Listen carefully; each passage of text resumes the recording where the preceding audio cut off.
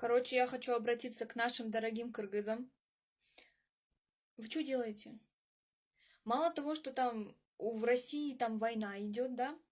Люди оттуда бегут, блядь, чтобы спрятаться где-то здесь, чтобы остаться в живых. Вы что делаете? Вы хотите, чтобы они тут, блядь, сдохли?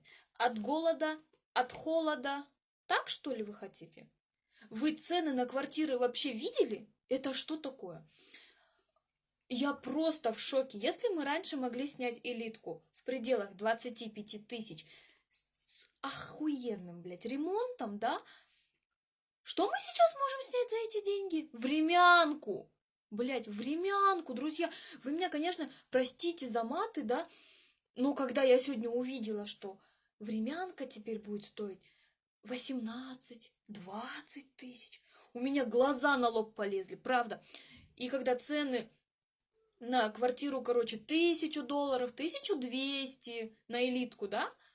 А на обычные квартиры 40, 35. Короче, мы хотели снять квартиру, мы немножко хотели расшириться, да? И я начала подыскивать квартиру. Но оказывается, не в то время. Ту, ёб твою мать.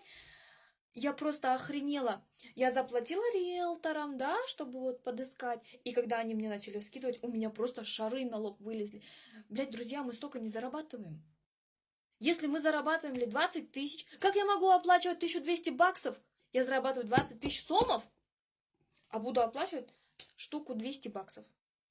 Эй, это что такое? Короче, из-за проблем в России страдаем мы. Потому что многие, блядь, выгоняют своих жильцов, потому что они могут сдать это жилье подороже.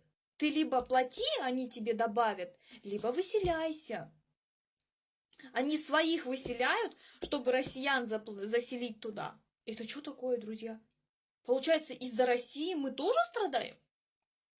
Вы сами к своему народу даже так относитесь. Когда я сегодня позвонила одну квартиру, там, короче, за 35 тысяч, да, я хотела узнать, может, это у нее элитка какая-то, на что она мне спросила, вы местная? Я говорю, да, местная. Тогда вы это не потянете. Вы должны будете за 2 месяца оплатить еще и депозит в размере 1 месячного оклада за квартиру.